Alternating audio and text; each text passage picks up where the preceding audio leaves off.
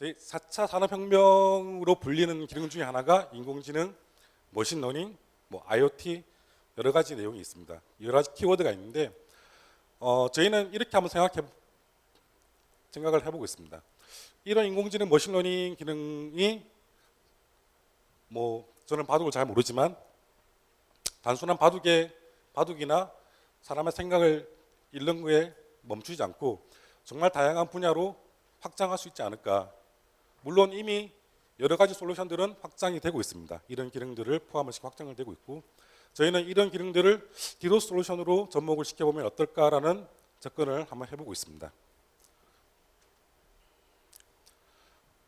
첫 번째로 디도스 장비는 이제는 머신러닝 기반으로 평상시에 데이터를 학습을 할 수 있어야 됩니다. 그리고 평상시에 데이터를 학습을 하게 되면 내가 평상시에 어떤 상황이 가장 노멀하고 정상적인 상황인지를 구별하고 기준을 잡을 수가 있습니다. 물론 이 기능들은 별도로 관리자의 설정이 필요가 없습니다. 그냥 디도스 장비는 지나가는 트래픽을 자기가 보고 자동으로 학습을 합니다. 이렇게 자동으로 학습을 한 결과를 어느 쪽으로 반영을 해볼 수 있냐고 얘기를 해보면 저희가 알고 있는 임계치 설정들을 자동화할 수 있습니다. 저희는 항상 매번 관리자가 NMS가 됐던 다른 여타 솔루션, 모니터링한 솔루션을 통해 가지고 계속 지속적으로 모니터링을 합니다. 그리고 저희가 가지고 있는 서비스의 PPS가 얼마인지, 스루풋이 얼마인지를 주기적으로 모니터링을 하고 있습니다. 그리고 임계치를 딱 지정하는데 그 임계치는 제가 만약에 100만 pps가 저희 기준이면 100만 pps로 설정을 할까요? 아닐 겁니다. 보통 정상 사용자의 피해를 주지 않기 위해서 120만이나 150만 정도 여유 있게 설정을 할 겁니다. 이거는 정확하게 공격을 막는 게 아니고 공격을 줄이는 거죠. 근데 만약에 장비가 내가 평상시에 데이터를 학습을 해서 자기가 가지고 있는 기준 데이터를 설정할 수 있다면 이 임계치 설정은 자동으로 설정이 될 수 있습니다. 그리고 자동으로 업데이트가 됩니다. 왜냐하면 계속적으로 학습을 하고 있기 때문에 그게 가능합니다. 그러면 관리자는 내가 서비스하고 있는 트래픽 서비스에 대해서 임계치를 따로 구분하실 필요가 없습니다. 이런 부분이 분명히 가능할 거고요. 그리고 임계치 기능뿐만 아니라 장비가 학습된 빅데이터를 기준으로 자기가 가지고 있는 알고리즘을 가지고 패턴을 만들어냅니다. 이 패턴은 분명 여러 가지 알고리즘이 포함이 되어 있을 거고요. 단순한 스레스홀드 같은 경우에는 저희가 자동으로 하든 수동으로 하든 어쨌든 정상 사용자의 피해를 줄 경우가 있을 수 있습니다.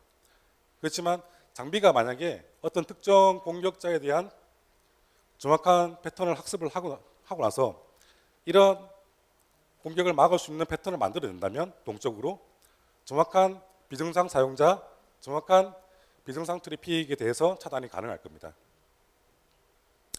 그리고 네트워크뿐만 아니라 어플리케이션에 대해서도 이러한 동적 패턴 생성이 가능해야 됩니다. 우리는 이걸 위해서 단순히 스레스홀드뿐만 아니라 정확한 정상 사용자와 공격자, 비정상 사용자를 구별해낼 수가 있습니다. 그리고 세 번째로 저희가 어플리케이션에 대한 스트레스 모니터링이 가능해야 됩니다. 제가 지금까지 설명드린 임계치 기반 동적 패턴 물론 다 좋습니다. 그런데 제가 여러 다수의 본넷으로 낮은 레이트로 공격을 하는 경우는 어떻게 방어가 가능할까에 대한 고민을 또 해보셔야 됩니다. 실제로 정말 낮은 레이트로 설정을 하게 되면 정상 사용자까지 피해를 본다고 하더라도 차단이 가능할까요? 아니요, 그렇지 않을 겁니다. 실제로 공격의 근래 유형을 보게 되면 정말 정상 사용자보다 낮은 범위, 봇들은 1% 미만의 리소스만 가지고 공격을 시도합니다. 그러면 그 공격들은 절대로 앞단에 있는 보안 장비, 디도스 장비에서 차단이 불가능할 겁니다. 어플리케이션의 스트레스라고 하는 부분들은 저희가 쉽게 이해가 안 되실 수도 있는데요. 말씀 쉽게 얘기하면 제가 서비스하고는 어플리케이션 백엔드 어플리케이션들이 얼마만큼의 리스판스를 잘 주고 있냐를 보는 겁니다. 계속 모니터링을 하고 있는 겁니다. 그런데 만약에 어플리케이션이 정말 PPS도 이상 없고 서비스도 트래픽도 괜찮은데 정상인데 서비스가 자꾸 지연되는 겁니다. 그때는 정말 낮은 레이트에 공격이 들어오고 있는 거예요. 그때도 탐지가 되고 방어가 가능해야 됩니다. 그래서 저희는 첫 번째로는 사용자의 1차 검증은 자바스크립트로 하는 정상 사용자를 검증을 해보려고 합니다. 만약에 정상 사용자면은 장비가 만들어진 어떤 브라우저의 핑거프린팅 정보, 다양한 정보가 조합된 자바스크립트를 다시 리프레시해서 응답을 줄 거고요. 그렇지 않으면은 차단되는 로직이 동작할 겁니다. 만약에 1차적으로 자바스크립트 기반 어떤 스크립트 형태의 기반으로 저희가 사용자 검증을 했는데 그래도 서버 쪽은 계속 느려진다?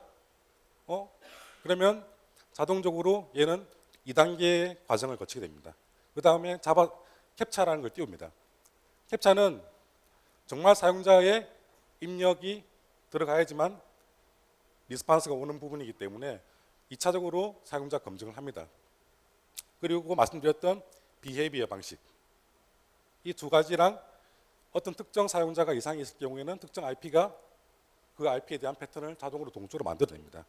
관리자는 따로 설정할 필요 없이 자동으로 그런 패턴이 만들어지고 패턴이 사라지고 합니다. 이렇게 해서 어플리케이션에 대한 공격들도 같이 모니터링이 가능해야 됩니다. 대표적인 본넷인데요. 얼마 전에 저희가 작년에 러시아 은행 쪽에 공격했던 본넷인데 얘가 가지고 있는 기능 중에 하나가 임계치를 학습을 하는 기능이 있어요. 본넷인데 내가 특정 임계치를 기준으로 공격을 쏘고 있는데 갑자기 차단이 돼요. 그러면 임계치를 자동으로 낮춥니다. 임계치를 자기가 반응을 해서 낮추고 절대로 걸리지 않는 범위를 찾은 다음에 그 범위를 계속 공격을 하는 겁니다. 본넷 수는 필요한 만큼 더 붙이면 되니까요. 대표적인 케이스인 거고 이 공격이 실제로 아까 말씀드렸던 4차 산업혁명으로 인해서 저희가 활성화되고 있는 IoT 디바이스를 활용한 공격이라고 보시면 될 것 같아요. 실제로 발생한 공격이고 굉장히 지능적이고 위험한 본넷이라고 볼 수 있습니다.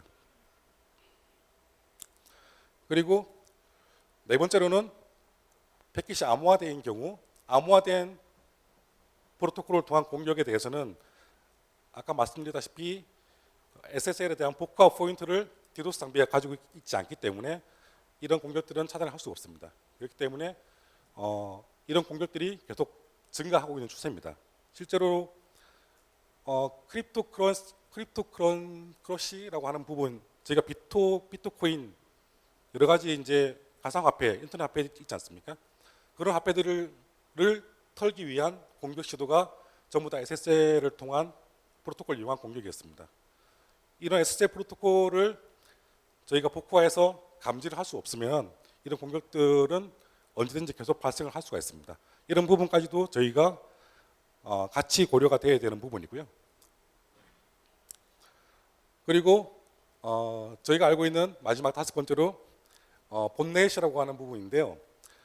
저희가 쓰고 있는 인터넷 트래픽의 절반이 다 본넷 트래픽이라고 보시면 됩니다. 글로벌하게 저희가 사람이 쓰는 트래픽이랑 봇이 쓰는 트래픽이랑 물론 좋은 봇이 많죠. 검색 봇도 있고 다양한 봇도 있지만 나쁜 봇이랑 좋은 봇이랑 포함해서 봇이 발생하는 인터넷 트래픽이 50%라고 보시면 됩니다. 그만큼 저희 사람이랑 봇이 중간에 혼재되어 있다고 보시면 되는데요. 이런 봇을 탐지하는 기능들도 디도스 장비는 앞으로는 갖춰야 됩니다. 어떤 형태가 됐든 갖춰야 되는데요. 만약에 이미 알려져 있는 봇일 경우에는 저희가 가지고 있는 패턴, 이미 알고 있는 패턴으로 봇을 차단시킬 수 있어야 됩니다. 어떤 봇이 들어왔을 때 이 봇이 좋은 봇이든 나쁜 봇에 대한 패턴들을 다 가지고 있어야 되고요. 그런 패턴을 가지고 제가 허용하지 말아야 될 봇을 먼저 시그너처를 정의를 할 수 있어야 됩니다. 이 시그너처 정의를 우회하는 공격이 발생할 수 있습니다. 봇들은 다양한 기능을 아까 공격 툴처럼 다양한 기능을 가지고 있기 때문에 이런 우회를 할 수가 있는데 이때는 처음에 정상 사용자 검증 로직과 똑같이 동작을 해야 됩니다.